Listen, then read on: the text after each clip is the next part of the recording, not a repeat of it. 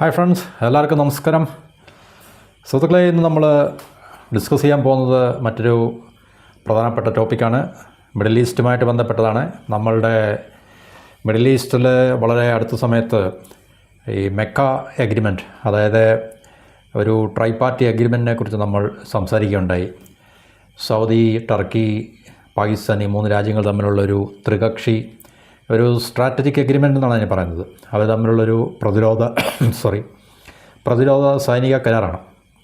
അത് അവർ നാറ്റോ സ്റ്റൈലിൽ ഒരു രാജ്യത്തെ ആക്രമിച്ചു കഴിഞ്ഞാൽ മറ്റേതെങ്കിലും രാജ്യം, അതായത് ഈ സഖ്യത്തിലില്ലാത്ത മറ്റേതെങ്കിലും രാജ്യം ഒരു രാജ്യത്തെ ആക്രമിച്ചു കഴിഞ്ഞാൽ മറ്റ് രണ്ട് രാജ്യങ്ങൾ ഈ രാജ്യത്തെ പ്രൊട്ടക്റ്റ് ചെയ്യാൻ പ്രതിജ്ഞാബദ്ധമാണ് എന്നൊക്കെയുള്ളതാണ് അവരുടെ ട്രീറ്റിക്കകത്തിൽ ഉൾപ്പെടുത്തിയിരിക്കുന്നതാണ് പറയുന്നത്. അപ്പോൾ ഇതിനെ പൊതുവേ ഇസ്ലാമിക് നേറ്റോ എന്നൊക്കെ ചിലർ വിശേഷിപ്പിക്കുന്നുണ്ട്. കൂടുതൽ രാജ്യങ്ങൾ ഇതിനകത്തിലേക്ക് വൺ ആഫ്റ്റർ വൺ ഓരോ മുസ്ലിം രാജ്യങ്ങൾ ഇതിനകത്തിൽ പങ്കെടുക്കും അല്ലെങ്കിൽ ജോയിൻ ചെയ്യും എന്നൊക്കെയുള്ള ഊഹാപോഹങ്ങളൊക്കെ നമ്മൾ കേൾക്കുന്നുണ്ട്.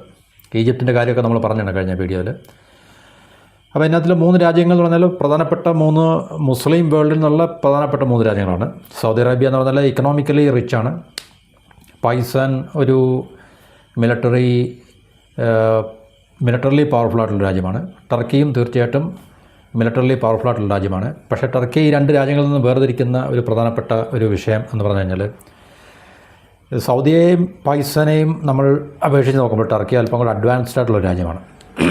പ്രത്യേകിച്ച് അവരുടെ ഡിഫൻസ്, മിലിറ്ററി, ഇൻഡസ്ട്രിയൽ എന്താ പറയുക, ആ ഒരു രംഗം വളരെ അഡ്വാൻസ്ഡ് ടെക്നോളജിയൊക്കെ ഉപയോഗിക്കുവാൻ കഴിവുള്ള, അല്ലെങ്കിൽ അഡ്വാൻസ്ഡ് ടെക്നോളജിയൊക്കെ ഉള്ള ഒരു രാജ്യമാണ് ടർക്കി എന്ന് പറഞ്ഞു കഴിഞ്ഞാൽ. അപ്പോൾ നമ്മൾ പറഞ്ഞു തന്നിരുന്നല്ലോ, ഒരുപക്ഷെ ഇന്ന് നമുക്ക് പാകിസ്ഥാനേക്കാൾ ഏറ്റവും കൂടുതൽ പ്രശ്നം ഉണ്ടാക്കുന്ന ഒരു രാജ്യമായിട്ട് ടർക്കി മാറിയിരിക്കുകയാണ്. അപ്പോൾ ഈ ടോപ്പിക്കകത്ത് നമ്മൾ ഇന്ന് പറയുന്നത് മൂന്ന് രാജ്യങ്ങൾക്കും മൂന്ന് പ്രത്യേക ലക്ഷ്യങ്ങളാണ്. അപ്പോൾ തീർച്ചയായിട്ടും അവരുടെ ലക്ഷ്യങ്ങൾ എന്ന് പറഞ്ഞു കഴിഞ്ഞാൽ, നമുക്ക് ഇപ്പോൾ സൗദിക്ക് ഒരു ലക്ഷ്യമുണ്ട്, പാകിസ്ഥാന് മറ്റൊരു ലക്ഷ്യമുണ്ട്, ടർക്കിക്കും തീർച്ചയായിട്ടും ഒരു ലക്ഷ്യമുണ്ട്. അപ്പോൾ ഇത് മിഡിൽ ഈസ്റ്റിൽ ഈ പറഞ്ഞ രാജ്യങ്ങളുടെയൊക്കെ, സൗദിയിലേക്ക് പ്രത്യേകിച്ച് പ്രൊട്ടക്ഷൻ അല്ലെങ്കിൽ സെക്യൂരിറ്റി പ്രൊട്ടക്ഷൻ അമേരിക്കയെ ആണ് നോക്കിക്കൊണ്ടിരിക്കുന്നത്. അപ്പോൾ ഇത് പൂർണ്ണമായിട്ടും അമേരിക്കയെ എന്താണ് പറയുന്നത്, ഉപേക്ഷിച്ചുകൊണ്ട് സൗദി മറ്റൊരു സെക്യൂരിറ്റി ആർക്കിടെക്ചറൊന്നും ഉണ്ടാക്കില്ല. കാരണം അതിനൊന്നും എന്തെങ്കിലും സാധ്യമാകത്തില്ല, അത് എളുപ്പവുമല്ല. കാരണം നമുക്കറിയാം, ഒരു സൗദി എന്ന രാജ്യം അടിമുതൽ മുടി വരെ എന്ന് പറയുന്ന രീതിയിൽ അമേരിക്കൻ സെക്യൂരിറ്റി സ്ട്രക്ചറാണ്. അപ്പോൾ അതിനെയൊക്കെ എടുത്ത് മാറ്റുക, ഡിസ്മാൻഡിൽ ചെയ്തിട്ട് പുതിയൊരു സെക്യൂരിറ്റി സ്ട്രക്ചർ ഉണ്ടാക്കുക എന്ന് പറഞ്ഞാൽ, പ്രത്യേകിച്ചും അത്രയ്ക്കും അഡ്വാൻസ്ഡ് അല്ലാത്ത, അമേരിക്കയെ പോലെ അഡ്വാൻസ്ഡ് അല്ലാത്ത ഈ രാജ്യങ്ങളുടെ ഹെൽപ്പോട് കൂടി ഒരു സെക്യൂരിറ്റി സ്ട്രക്ചർ ഉണ്ടാക്കിയെടുക്കുക ഈവൻ ചൈനയ്ക്ക് പോലും സാധ്യമാകാത്തൊരു കാര്യമാണ് അതെന്ന് പറഞ്ഞു കഴിഞ്ഞാൽ. അപ്പോൾ അത്ര എളുപ്പമല്ല. അപ്പോൾ അതിനെ അമേരിക്കയെ മാറ്റിക്കൊണ്ട് ഒരു പുതിയ സെക്യൂരിറ്റി സ്ട്രക്ചർ ഉണ്ടാക്കിയല്ല, അമേരിക്കയുടെ സെക്യൂരിറ്റി പ്രൊട്ടക്ഷനോട് ഒപ്പം തന്നെ മറ്റൊരു ലെയർ ഓഫ് സെക്യൂരിറ്റി എന്നാണ് സൗദി പറയുന്നത് ശരിക്കും പറഞ്ഞാൽ. ഓക്കെ, എന്തുമായിക്കോട്ടെ. അപ്പോൾ ഇതിനകത്തിലെ ഏറ്റവും പ്രധാനപ്പെട്ടൊരു വിഷയം, നമുക്കിതിനെക്കുറിച്ച് കൃത്യമായിട്ടുള്ളൊരു, കാരണം ഇത് ഇപ്പോൾ കഴിഞ്ഞ വർഷം പാകിസ്ഥാനും സൗദിയും തമ്മിൽ ഇത് എഗ്രിമെൻ്റ് ഉണ്ടായിരുന്നു. എന്നാലും ഈ പറയുന്ന തൊട്ട് ഒരു രാജ്യത്തെ മറ്റു രാജ്യം ആക്രമിച്ചു കഴിഞ്ഞാൽ രണ്ടാമത് രാജ്യം അതിനകത്തിൽ ഇൻവോൾവ് ചെയ്യുമെന്ന് ചോദിച്ചു കഴിഞ്ഞാൽ നമുക്കിതിൽ അങ്ങനെ ഫലത്തിൽ നമുക്ക് കാണാൻ സാധിച്ചിട്ടില്ല. കാരണം അതിനുശേഷം ഇറാൻ സൗദി ആക്രമിക്കുകയുണ്ടായി, ഹൂത്തികളുടെ ആക്രമണം സൗദിക്കെതിരെ ഉണ്ടായി. അപ്പോൾ ഈ പറഞ്ഞ അതുപോലെ തന്നെ പാകിസ്ഥാനും അഫ്ഗാനിസ്ഥാനും തമ്മിൽ യുദ്ധങ്ങളുണ്ടായി. അപ്പം സൗദിനകത്തിൽ പാകിസ്ഥാനെ സപ്പോർട്ട് ചെയ്യുകയോ അല്ലെങ്കിൽ തിരിച്ച് പാകിസ്ഥാൻ സൗദിയെ മിലിറ്ററിലി സപ്പോർട്ട് ചെയ്യുന്നതായിട്ടൊന്നും പ്രത്യക്ഷമായിട്ട് നമുക്ക് കാണാൻ സാധിക്കത്തില്ല. ഡയറക്റ്റായിട്ടുള്ള ഇൻവോൾവ്മെൻ്റ് ഒന്നുമില്ല. അപ്പോൾ ആ ഒരു തലത്തിലേക്ക് തീർച്ചയായിട്ടും ഇത്, അതുപോലെ തന്നെ ഓപ്പറേഷൻ സിന്ദൂർ സമയത്തും, ഓപ്പറേഷൻ സിന്ദൂർ അതിന് മുമ്പായിരുന്നു, പാകിസ്ഥാനും സൗദിയും തമ്മിലുള്ള എഗ്രിമെൻറ്റിന് മുമ്പായിരുന്നു ഓപ്പറേഷൻ സിന്ദൂർ. ഓക്കെ, ഇനി ഭാവിയിൽ ഇന്ത്യയും പാകിസ്ഥാനും തമ്മിൽ കോൺഫ്ലിക്റ്റ് ഉണ്ടായി തന്നെയും സൗദിനകത്തിൽ പാകിസ്ഥാനെ സപ്പോർട്ട് ചെയ്യുമോ ഇന്ത്യക്കെതിരെ, അല്ലെങ്കിൽ ടർക്കി നമുക്ക് ഓൾറെഡി ഈ എഗ്രിമെൻറ്റ് വരുന്നതിന് മുമ്പ് തന്നെ ടർക്കി പാകിസ്ഥാനെ ആകെ പഴിഞ്ഞ് സപ്പോർട്ട് ചെയ്യുന്നുണ്ടോ ഓപ്പറേഷൻ സിന്ദൂർ സമയത്തും അതിന് മുമ്പൊക്കെ തന്നെ നല്ല ആയുധങ്ങൾ കൊടുത്തും മറ്റു രീതിയിലുള്ള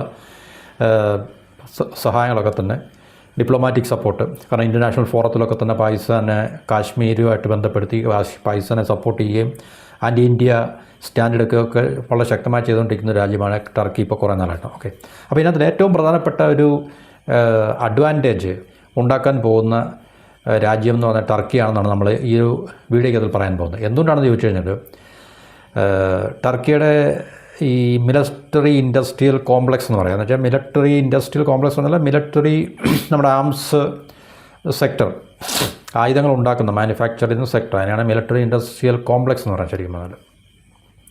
അപ്പോൾ അത് വളരെ ഈ രണ്ട് രാജ്യങ്ങളെ അപേക്ഷിച്ച് വളരെ ശക്തമാണ്.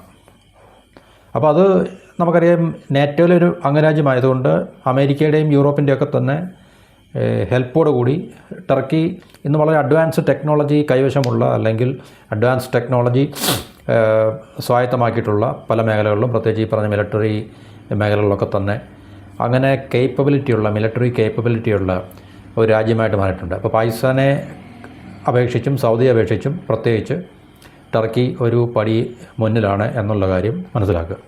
അപ്പോൾ ടർക്കിക്കാണ് ഇതിനകത്ത് കൂടുതൽ രാജ്യങ്ങളെ ഈ എന്താണ് പറയുന്നത് ആഡ് ചെയ്യുക എന്നുള്ളതിൽ താല്പര്യം കാണിക്കുന്നത്. എന്തുകൊണ്ടാണെന്ന് ചോദിച്ചു കഴിഞ്ഞാൽ, അവരുടെ പരമപ്രധാനമായിട്ടുള്ള ലക്ഷ്യം എന്ന് പറഞ്ഞു കഴിഞ്ഞാൽ, ടർക്കി ഇന്ന് ലോകത്ത് ഒരു എടുത്തു പറയത്തക്ക ഒരു ഡിഫൻസ് എക്സ്പോർട്ടറാണ്. അപ്പോൾ അവരുടെ മിലിറ്ററി ആയുധങ്ങൾ, അവർ മാനുഫാക്ചർ ചെയ്യുന്ന ആയുധങ്ങൾക്ക് കൂടുതൽ മാർക്കറ്റ് കണ്ടെത്തുക, അല്ലെങ്കിൽ മറ്റു രാജ്യങ്ങളെ ഇതിനകത്തിലേക്ക് ആഡ് ചെയ്യുമ്പോൾ അപ്പം അവർക്ക് കൂടുതൽ ഇപ്പോൾ പാകിസ്ഥാനായിട്ടുള്ള ബന്ധം പോലെ തന്നെ ഇപ്പോൾ ബാംഗ്ലാദേശിനെ ആഡ് ചെയ്യുക. ഇപ്പോൾ ഇത് ശരിക്കും പറഞ്ഞാൽ ഈ റിപ്പോർട്ട് ബാംഗ്ലാദേശിനെ ടർക്കി പറഞ്ഞ പാക്റ്റിലേക്ക് കൊണ്ടുവരാൻ ആഗ്രഹിക്കുന്നു എന്നുള്ള ബംഗ്ലാദേശിലെ ഒരു പ്രധാനപ്പെട്ട ടർക്കിയുടെ എസ്റ്റാബ്ലിഷ്മെൻറ്റ് സപ്പോർട്ട് ചെയ്യുന്ന ഒരു ആൻറ്റി ഇന്ത്യ സ്റ്റാൻഡ് എടുക്കുന്നൊരു പബ്ലിക്കേഷൻ അല്ലെങ്കിൽ ഒരു മീഡിയ റിപ്പോർട്ട് ചെയ്തതിൻ്റെ ബേസിലാണ് നമ്മൾ ഈ റിപ്പോർട്ട് ഇപ്പോൾ അല്ലെങ്കിൽ ആ റിപ്പോർട്ടിൻ്റെ ബേസിലാണ് നമ്മൾ ഈ ടോപ്പിക് ഇപ്പോൾ ഡിസ്കസ് ചെയ്യുന്നത്. അതിലൊരു പോർഷൻ മാത്രമേ ഞാൻ പറയുന്നുള്ളൂ. ടർക്കി എന്തിനും ഇത്ര കൂടുതൽ ശുഷ്കാന്തി കാണിക്കുന്നു അല്ലെങ്കിൽ താല്പര്യം കാണിക്കുന്നുള്ളതാണ്. ബാക്കി രണ്ട് രാജ്യങ്ങൾക്കും, സൗദി തീർച്ചയായിട്ടും നമുക്കറിയാം മിലിറ്ററിലി അവർ അമേരിക്കയുടെ ആയുധങ്ങളൊക്കെ ഉണ്ടെങ്കിലും തീർച്ചയായിട്ടും പാകിസ്ഥാനെപ്പോലോ ടർക്കിയെപ്പോലോ അത്ര വലിയ പവർഫുള്ളായിട്ടുള്ള ഒരു മിലിറ്ററി പവറൊന്നുമല്ല ശരിക്കും പറഞ്ഞത്. പ്രത്യേകിച്ച് ആർമിയൊക്കെ തന്നെ പാകിസ്ഥാൻ്റെ വളരെ സ്ട്രോങ് ആണ്, പവർഫുള്ളാണ്. ടർക്കിയുടെയും അതുപോലെ തന്നെ നേറ്റോയിലെ അമേരിക്ക കഴിഞ്ഞ രണ്ടാമത്തെ ഏറ്റവും പവർഫുള്ളായിട്ടുള്ള മിലിറ്ററി പവറാണ് ശരിക്കും പറഞ്ഞാൽ ആർമി നമ്മൾ നോക്കുകയാണെങ്കിൽ ടർക്കിക്ക്. അപ്പോൾ അങ്ങനെ ടർക്കിയും പവർഫുള്ളാണ്, പാകിസ്ഥാനും പവർഫുള്ളാണ്. ടർക്കിക്ക് അഡ്വാൻസ് ടെക്നോളജി അല്ലെങ്കിൽ ടെക്നോളജിക്കൽ കേപ്പബിലിറ്റി ഉണ്ട്. അവരുടെ മിലിറ്ററി ഇൻഡസ്ട്രിയൽ കോംപ്ലക്സ് ഒക്കെ വളരെ സ്ട്രോങ് ആണ്. അപ്പോൾ അവർ മിലിറ്ററി എക്യുപ്മെൻറ്റ്സ്, ആംസ് ഒക്കെ തന്നെ എക്സ്പോർട്ട് ചെയ്തുകൊണ്ടിരിക്കുന്ന രാജ്യങ്ങളാണ്. അപ്പോൾ അവരുടെ ഈ പറഞ്ഞ ടർക്കിയുടെ ഇപ്പോൾ ഇന്ന് ഒട്ടുമിക്ക രാജ്യങ്ങളും പ്രധാനപ്പെട്ട രാജ്യങ്ങളൊക്കെ തന്നെ സ്വന്തമായിട്ട് ഇതുപോലെ ആയുധങ്ങൾ ഉണ്ടാക്കി. ഇപ്പോൾ ഇന്ത്യ ഉൾപ്പെടെ, നമുക്ക് തീർച്ചയായിട്ടും നമുക്ക് ഒത്തിരി മുന്നോട്ട് പോകാനുണ്ടെങ്കിൽ തന്നെ നമ്മളുടേതായിട്ടുള്ള ഡിഫൻസ് പ്രൊഡക്ഷനിലൊക്കെ തന്നെ ഇപ്പോൾ നമ്മൾ നല്ലൊരു മൊമെൻറ്റം കീപ്പ് ചെയ്യുന്നുണ്ട്. മാനുഫാക്ചറിങ്ങിലും എക്സ്പോർട്ടിലും ഒക്കെ തന്നെ നമ്മൾ ഇപ്പം എന്താണ് പറയുക, ആ ഒരു ട്രാജക്ടറി നമ്മൾ നോക്കിക്കഴിഞ്ഞാൽ മുകളിലേക്ക് പോയിക്കൊണ്ടിരിക്കുകയാണ്. അപ്പോൾ ഒട്ടുമിക്ക പ്രധാനപ്പെട്ട രാജ്യങ്ങളൊക്കെ തന്നെ ഇന്ന് അവരുടെ പ്രധാനപ്പെട്ട ഒരു തീരുമാനം, ലക്ഷ്യം എന്ന് പറഞ്ഞാൽ ഈ പറഞ്ഞ മേഖലയിൽ ഓട്ടോണമി നേടിയെടുക്കുക, അല്ലെങ്കിൽ ഒരു സ്വയം പര്യാപ്തത നേടിയെടുക്കുക എന്നുള്ളത്. മറ്റു രാജ്യങ്ങളെ ആശ്രയിക്കുന്ന, ഫോറിൻ സപ്ലൈസിനെ ആശ്രയിക്കുന്ന പരമാവധി കുറയ്ക്കുക എന്നുള്ളത്. അപ്പം ടർക്കിയുടെയും ഒരു നയം അല്ലെങ്കിൽ അവരുടെ ഒരു തീരുമാനം, അല്ലെങ്കിൽ അവരിങ്ങനെയുള്ളൊരു പോളിസിയാണ് അവർ തീർച്ചയായിട്ടും പിന്തുടരുന്നതല്ല. എന്നുവെച്ചാൽ സ്വന്തമായിട്ട് നമ്മളൊരു ഡിഫൻസ് മാനുഫാക്ചറിങ് ഇക്കോസിസ്റ്റം ഉണ്ടാക്കിയെടുക്കുക എന്നുള്ളതാണ്. എന്നിട്ട് അതിനെ ഒരു നല്ലൊരു ഡിഫൻസ് എക്സ്പോർട്ടറായിട്ട് മാറുക എന്നുള്ളതും ടർക്കിയുടെ ലക്ഷ്യമായിട്ടുണ്ട്. പക്ഷേ ടർക്കിയുടെ സമ്പദ് വ്യവസ്ഥ കഴിഞ്ഞ കുറേ കാലമായിട്ട് വളരെ സ്ട്രഗിൾ ചെയ്തുകൊണ്ടിരിക്കുകയാണ്. ഇൻഫ്ലേഷനൊക്കെ വളരെ കൂടുതലാണ്. അതുപോലെ തന്നെ ഈ വില വർധനവ്, പ്രൈസ് റൈസ്, അതുപോലെ അവരുടെ കറൻസിയുടെ കറൻസി അവരുടെ ടർക്കിഷ് ലിറയാണ് കറൻസി, അതിൻ്റെ വാല്യൂ ഒക്കെ കുറഞ്ഞുകൊണ്ടിരിക്കുകയാണ്. അപ്പോൾ സാമ്പത്തികമായിട്ട് അവർ വളരെ ബുദ്ധിമുട്ട് അനുഭവിച്ചുകൊണ്ടിരിക്കുകയാണ്. അപ്പോൾ അങ്ങനെയുള്ളൊരു സമയത്ത് ഈ മെക്ക പാക്റ്റ് അല്ലെങ്കിൽ ഈ പറഞ്ഞ മെക്ക ഒരു ട്രീറ്റി ടർക്കിയെ സംബന്ധിച്ചൊരു എന്താ പറയുന്നത്, ഒരു പുതിയ ലൈഫ് ലൈൻ അവർക്ക് കിട്ടുന്നത് തുല്യമാണ്. കാരണം എന്തായാലും ഇപ്പോൾ ഈ പാക്റ്റിൻ്റെ അടിസ്ഥാനത്തിൽ അവർക്ക് പാകിസ്ഥാനും സൗദിയിലേക്കുള്ള അവരുടെ മിലിറ്ററി എക്സ്പോർട്ടും ഒക്കെ തന്നെ അവർക്ക് ആം സെയിൽസും ഒക്കെ അവർക്ക് തീർച്ചയായിട്ടും കൂട്ടുവാൻ സാധിക്കും. അപ്പോൾ കൂടുതൽ രാജ്യങ്ങളെ ടർക്കിക്ക് ഇതിനകത്തിലേക്ക് ആഡ് ചെയ്യാൻ താല്പര്യം കാണിക്കുന്നത് അവരുടെ ഈ പറഞ്ഞ മിലിറ്ററി എക്സ്പോർട്ട് അല്ലെങ്കിൽ ഡിഫൻസ് എക്സ്പോർട്ട് കൂട്ടുക, മറ്റ് രാജ്യങ്ങളുമായിട്ടുള്ള ഈ പറഞ്ഞ മിലിറ്ററി ബന്ധങ്ങൾ, മറ്റ് രാജ്യങ്ങൾ മുസ്ലിം രാജ്യങ്ങൾ വരെയാണ്, പ്രത്യേകിച്ച് ബാംഗ്ലാദേശ് അല്ലെങ്കിൽ ഈവൻ കുവൈറ്റ്, ഖത്തർ, ഈജിപ്റ്റ് ഇതുപോലുള്ള രാജ്യങ്ങൾ വരെയാണ് പറയുന്നത്. അപ്പോൾ ഇങ്ങനെയുള്ള രാജ്യങ്ങളൊക്കെ ഇതിനകത്തിലേക്ക് ഈ പാക്റ്റിലേക്ക് കൊണ്ടുവന്നു കഴിഞ്ഞാൽ, ഈ ട്രീറ്റിലേക്ക് കൊണ്ടുവന്നു കഴിഞ്ഞാൽ അവർക്ക് കൂടുതൽ ടർക്കിക്ക് ഇത് ഈ ഒരു മേഖലയുമായിട്ട് ബന്ധപ്പെടുത്തി അവർക്ക് കൂടുതൽ പ്രയോജനകരമാക്കുവാൻ സാധിക്കും എന്നുള്ള ഒരു ലക്ഷ്യമാണ് ടർക്കിയെ സംബന്ധിച്ചിടത്തോളം. അപ്പം ഈ ടർക്കിക്ക് തീർച്ചയായിട്ടും ഈ ഒരു ചട്ടക്കൂട് എന്ന് വെച്ചാൽ ഈ കരാർ ഉണ്ടാക്കിയതോടുകൂടി സൗദിയിലേക്കും, കാരണം സൗദിക്ക് വളരെ അത്യാവശ്യമാണ്.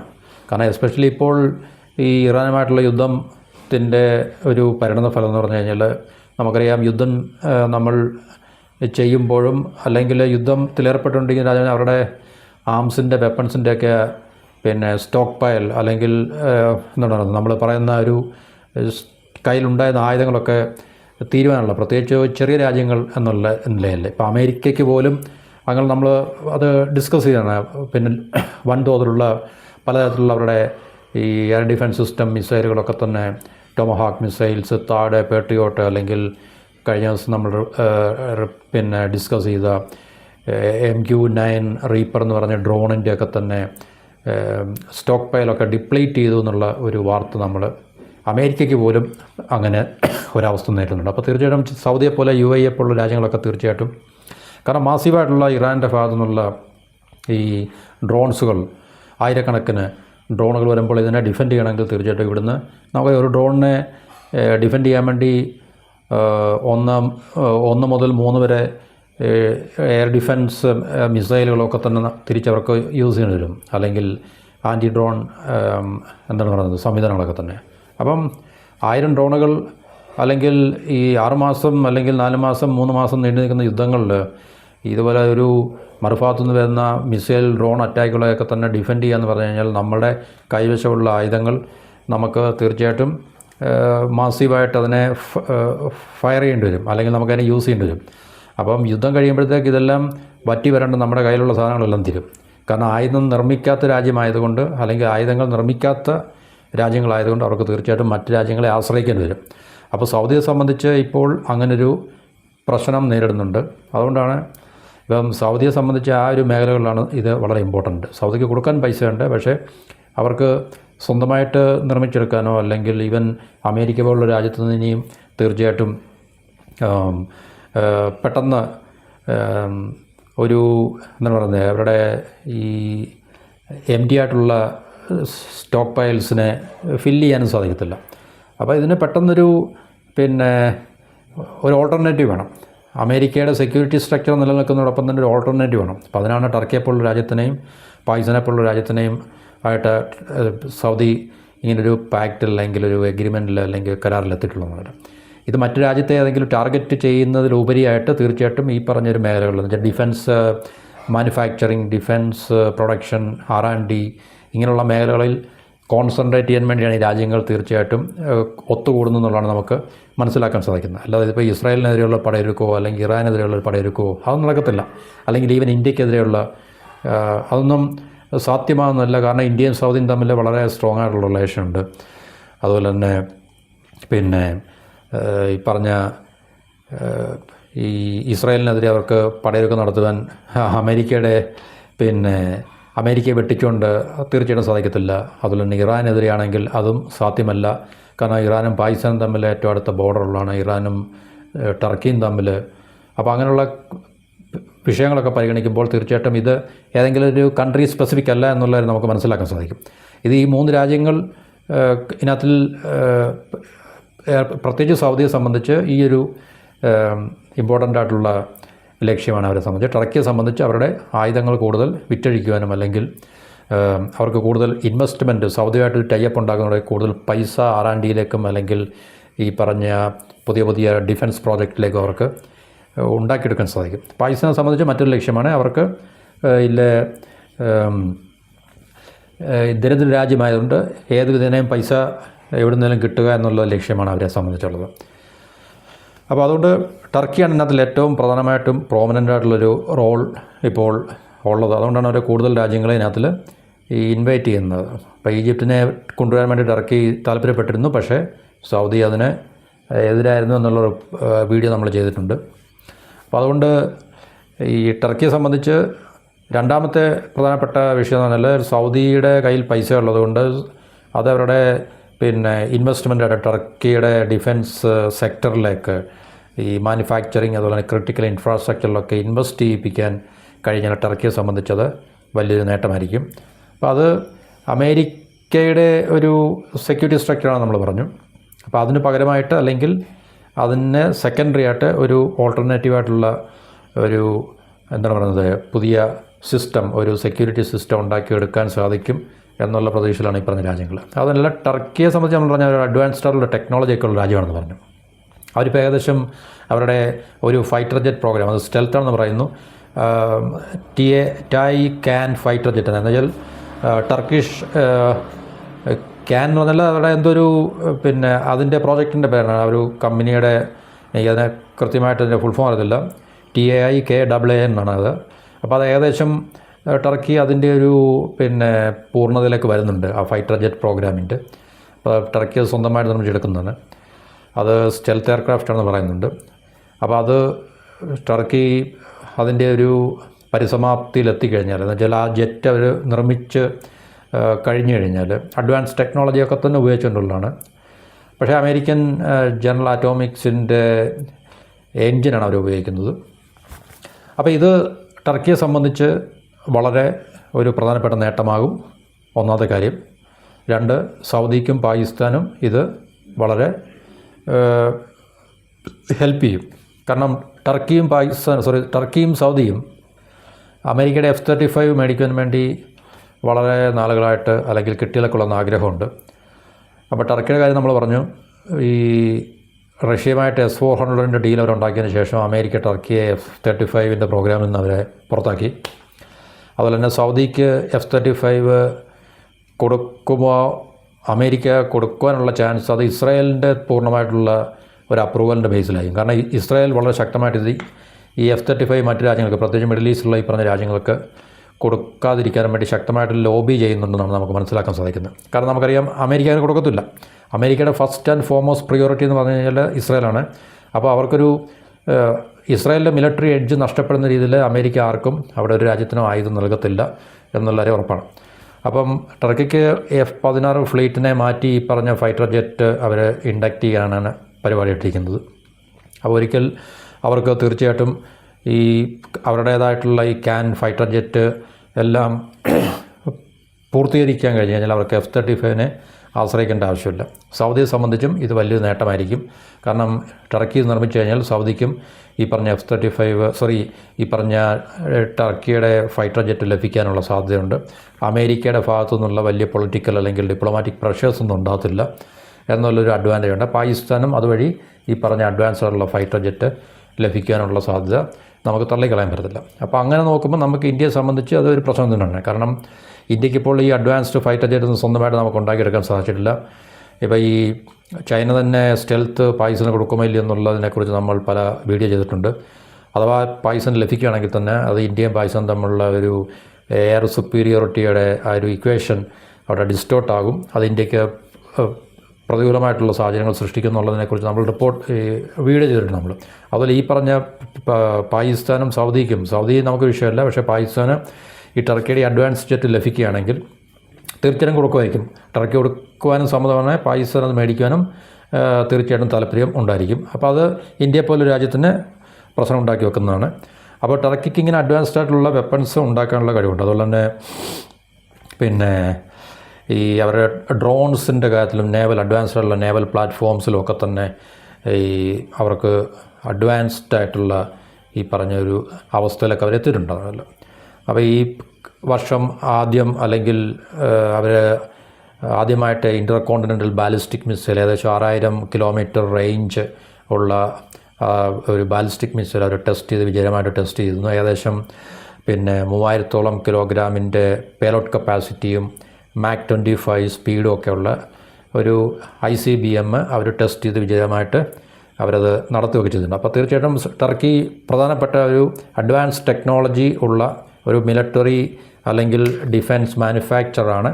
അത് ടർക്കിയെ സംബന്ധിച്ച് ഈ പാക്റ്റിനകത്തിലേക്ക് കൂടുതൽ രാജ്യങ്ങളെ കൊണ്ടുവരികയാണെങ്കിൽ ഈ പാക്റ്റ് മീൻസ് ഈ ട്രീറ്റി, ഈ കരാറിൻ്റെ അടിസ്ഥാനത്തിൽ അവർക്ക് ഈ പറഞ്ഞ രാജ്യങ്ങൾക്കെല്ലാം അഡ്വാൻസ്ഡ് വെപ്പണറി വിൽക്കാൻ സാധിക്കും എന്നുള്ള ഒരു ലക്ഷ്യമാണ് ടർക്കിയെ സംബന്ധിച്ചുള്ളത്. അപ്പോൾ ടർക്കിയുടെ ഈ പറഞ്ഞ ഡിഫൻസ് ഇൻഡസ്ട്രി വളരെ ബൂം ചെയ്തുകൊണ്ടിരിക്കുകയാണ്. കൂടുതൽ രാജ്യങ്ങൾ ടർക്കിയിൽ നിന്ന് ആയുധങ്ങൾ വാങ്ങിക്കുവാനും ഒക്കെ തന്നെ പ്രൊക്യൂർ ചെയ്യാനും ഒക്കെ തന്നെ താല്പര്യം പ്രകടിപ്പിക്കുന്നുണ്ട്. പക്ഷേ ഈ പറഞ്ഞ ഈ രണ്ട് രാജ്യങ്ങൾ അതായത് സൗദിയും പാകിസ്ഥാനും ഈ പറഞ്ഞ പാക്റ്റിനകത്തിലുള്ളത് കൊണ്ട് ടർക്കിക്ക് വളരെ എളുപ്പം ഈ പറഞ്ഞ രാജ്യങ്ങളുമായിട്ട് ഇനി കൂടുതൽ വർദ്ധിച്ച ഒരു ഡിഫൻസ് സെയിൽ അല്ലെങ്കിൽ സപ്ലൈ നടത്താൻ സാധിക്കും. അപ്പോൾ ഇത് ടർക്കിയെ സംബന്ധിച്ച് ഇങ്ങനൊരു ലക്ഷ്യം ഉണ്ട്. തീർച്ചയായിട്ടും അതാണ് ടർക്കിയുടെ നോട്ടവും. പിന്നെ ഉള്ളത് ചില ഐഡിയോളജിക്കലായിട്ടുള്ള ചില വിഷയങ്ങളാണ്. ഐഡിയോളജിക്കൽ വിഷയം എന്ന് പറഞ്ഞാൽ ഇപ്പോൾ ടർക്കിയിൽ നിലനിൽക്കുന്ന ഭരണം എന്ന് പറഞ്ഞു കഴിഞ്ഞാൽ എർഡോഗാനെ കൂടുതൽ സപ്പോർട്ട് ചെയ്യുന്നതെന്നാൽ ഈ പറഞ്ഞ ഇസ്ലാമിസ്റ്റ് ഗ്രൂപ്പാണ്. മുസ്ലിം ബ്രദർഹുഡിൻ്റെയൊക്കെ വലിയൊരു സപ്പോർട്ടാണ് ഇദ്ദേഹം ഈ പറഞ്ഞ ഈ എർഡോഗാന്. അപ്പോൾ ടർക്കി ഇപ്പോൾ സൊമാലിയ മുതൽ ഗാസ വരെ നമ്മുടെ ബംഗ്ലാദേശ്, പാകിസ്ഥാൻ, സൗത്ത് ഏഷ്യയിലുള്ള ജമാഅത്ത് ഇസ്ലാം ഇവിടെയൊക്കെ ഈ പറഞ്ഞ ഇടങ്ങളിലൊക്കെ തന്നെ പല രാജ്യങ്ങളിലൊക്കെ തന്നെ ടർക്കി വൻതോതിലുള്ള ഇസ്ലാമിസ്റ്റ് ഇൻഫ്ലുവൻസ് ചെലുത്തിക്കൊണ്ടിരിക്കുന്ന രാജ്യമായിട്ട് മാറിയിരിക്കുകയാണ്. അപ്പോൾ നമ്മളെ സംബന്ധിച്ച് പാകിസ്ഥാനേക്കാളും കൂടുതൽ ഏറ്റവും വിഷയം ഉണ്ടാക്കുന്ന രാജ്യമായിട്ട് ടർക്കി ഇപ്പോൾ മാറിക്കൊണ്ടിരിക്കുകയാണ്. അപ്പം ടർക്കിയുടെ വർദ്ധിച്ചു വരുന്ന ഈ ഒരു ക്ലൗട്ട് അല്ലെങ്കിൽ ഇൻഫ്ലുവൻസ് തീർച്ചയായിട്ടും പ്രത്യേകിച്ച് മെക്ക പാക്റ്റ് പോലുള്ളൊരു കരാറിൽ കൂടി എത്രത്തോളം ഇന്ത്യക്ക് പ്രതികൂലമായിട്ടുള്ളൊരു അവസ്ഥ അല്ലെങ്കിൽ ഗുണകരമല്ലാത്തൊരവസ്ഥ ഉണ്ടാക്കും എന്നുള്ളത് ഇന്ത്യ വളരെ ശ്രദ്ധാപൂർവം നമ്മൾ കൈകാര്യം ചെയ്യേണ്ട ഒരു കാര്യമാണ്. അപ്പം മറ്റു രാജ്യങ്ങൾക്ക് വ്യത്യസ്തമായിട്ടുള്ള ചില ഇൻറ്റൻഷൻസ് അല്ലെങ്കിൽ സ്ട്രാറ്റജീസ് ഉണ്ടായിരിക്കാം. കാരണം 3 രാജ്യങ്ങൾ ഒത്തുചേർന്നു എന്ന് പറഞ്ഞ് 3 രാജ്യങ്ങളുടെയും ലക്ഷ്യങ്ങളൊന്നാണ് നിർബന്ധമില്ല. അവർക്ക് അവരുടേതായിട്ടുള്ള ജിയോ പൊളിറ്റിക്കൽ അംബീഷൻസും അല്ലെങ്കിൽ സ്ട്രാറ്റജിക്കായിട്ടുള്ള പ്രയോറിറ്റീസും ഉണ്ട്. അപ്പോൾ ടർക്കിയെ സംബന്ധിച്ച് ഇതാണ് ഏറ്റവും അവരെ ലക്ഷ്യമാക്കുന്നതും അല്ലെങ്കിൽ അവരെ എന്താ പറയുന്നത് നേടിയെടുക്കാൻ ഈ പാക്റ്റിൽ കൂടെ പ്രത്യേകിച്ച് ഒരു പക്ഷേ ഇതിനകത്തിൽ മറ്റ് രാജ്യങ്ങളും കാരണം ഓൾറെഡി കുവൈറ്റ്, ഖത്തർ ഇതുപോലുള്ള രാജ്യങ്ങൾ ഇതിനകത്തിൽ ജോയിൻ ചെയ്യാനുള്ള സാധ്യതയുണ്ട്. ഈജിപ്റ്റ് തൽക്കാലം സൗദി നോ പറഞ്ഞിരിക്കുകയാണ്. പക്ഷേ പിന്നീട് ഒരുപക്ഷെ ഈജിപ്റ്റും സൗദിയും തമ്മിലുള്ള ബൈലാറ്ററൽ റിലേഷൻസ് കൂടുതൽ നോർമലൈസ് ചെയ്യുകയാണെങ്കിൽ ഈജിപ്തിനകത്തിൽ ജോയിൻ ചെയ്യാൻ സൗദിക്ക് വിസമ്മതമൊന്നും ഉണ്ടാകത്തില്ല. കാരണം നമ്മൾ നേരത്തെ വീഡിയോ ചെയ്തതാണ്. കാരണം ഈജിപ്റ്റും UAEയും തമ്മിലുള്ള ആഴത്തിലുള്ള ബന്ധമാണ് സൗദിക്ക് ഒരു പ്രശ്നമായിട്ട് നിലനിൽക്കുന്നത്. അപ്പോൾ ഇതാണ് നമുക്ക് ഈ ഒരു ടോപ്പിക്കുമായിട്ട് ബന്ധപ്പെടുത്തി പറയാനും പറ്റുന്ന അല്ലെങ്കിൽ ഷെയർ ചെയ്യാൻ പറ്റുന്ന ചില പരിമിതമായിട്ടുള്ള ഇൻഫർമേഷൻ.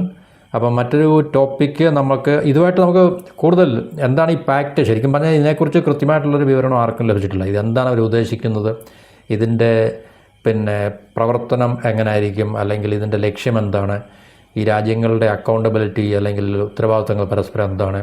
ഏതായാലും പരസ്പരം അങ്ങോട്ടും ഇങ്ങോട്ടും ഏതെങ്കിലും രാജ്യത്തിന് യുദ്ധഭീഷണിയോ അല്ലെങ്കിൽ മറ്റു രാജ്യമായിട്ട് യുദ്ധം ഉണ്ടാവുകയാണെങ്കിൽ ഈ രാജ്യങ്ങൾ ഇടപെടുന്ന ഒരു ലക്ഷണമൊന്നും ഇതുവരെ കാണുന്നില്ല. കാരണം ഹൂത്തീസ് ഒക്കെ സൗദി ആക്രമിച്ചുകൊണ്ടിരിക്കുകയാണ്. അല്ലെങ്കിൽ അഫ്ഗാനിസ്ഥാനും പാകിസ്ഥാനും തമ്മിലുള്ള വിഷയങ്ങൾ, സൗദി നേരിട്ടുകൊണ്ടിരിക്കുന്ന ഇറാനിൽ നിന്നുള്ള ആക്രമണങ്ങൾ, ഇതിൽ നിന്നും ഈ പറഞ്ഞ പാക്റ്റ് ബയലാറ്ററലായിട്ട് സൗദിയും പാകിസ്ഥാനും ഉണ്ടായിരുന്നിട്ടും അതൊന്നും ആക്ടിവേറ്റ് ചെയ്യപ്പെട്ട് കണ്ടില്ല.